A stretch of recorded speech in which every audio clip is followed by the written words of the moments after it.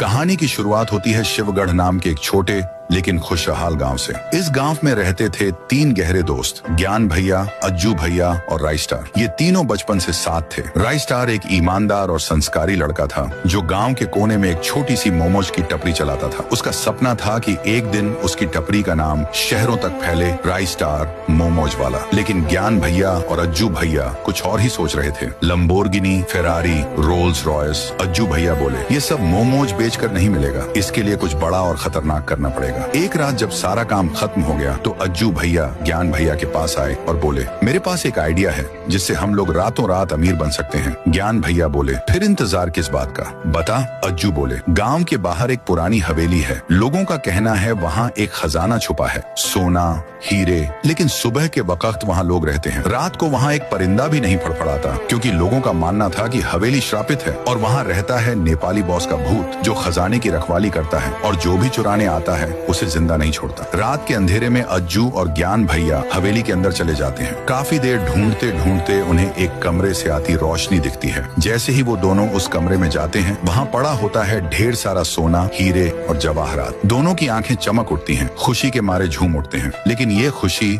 ज्यादा देर टिकने वाली नहीं थी। तभी उन्हें एक डरावनी आवाज सुनाई देती है, मुझसे बात करो। जब दोनों पीछे मुड़कर देखते हैं वहाँ कोई नहीं होता। लेकिन जैसे ही खजाने की तरफ नजर डालते हैं वहाँ खड़ा होता है नेपाली बॉस। वो गुस्से में चिल्लाता है, साला तुम लोग यहीं पे चोरी करेगा बहन का शॉट, मैं तुम लोगों को छोड़ेगा नहीं। नेपाली बॉस अपनी कटाना निकालता है और सीधा अज्जू भैया के सिर पर वार करता है। अज्जू भैया वहीं बेहोश हो जाते हैं। ज्ञान भैया ये देखकर बिना सोचे समझे खिड़की से कूद जाते हैं। लेकिन जैसे ही नीचे गिरते हैं वहाँ भी खड़ा होता है नेपाली बॉस। अगली सुबह राई स्टार अपनी मोमोज की टपरी पर अकेला होता है। तभी आता है अमित भैया, एक प्लेट मोमोज देना। राई स्टार पूछता है, तूने अज्जू या ज्ञान भैया को देखा? अमित कहता है, कल बोल रहे थे हवेली जाने का प्लान है पर मैं नहीं गया। ये सुनते ही राई स्टार को कुछ गड़बड़ लगती है। वो फौरन अपनी बाइक उठाता है और निकल पड़ता है। हवेली के बाहर उसे अज्जू भैया की बाइक खड़ी मिलती है। अमित डरते हुए कहता है, मत जा, सुना है उस हवेली में नेपाली बॉस की आत्मा रहती है। राई स्टार गुस्से में जवाब देता है, वो मेरे दोस्त हैं, उनके लिए मैं कुछ भी कर सकता हूँ। हवेली में घुसते ही उसे अज्जू और ज्ञान दोनों बेहोश मिलते हैं। तभी पीछे से आती है एक भयानक आवाज, बहन का शॉट, छपरी साला,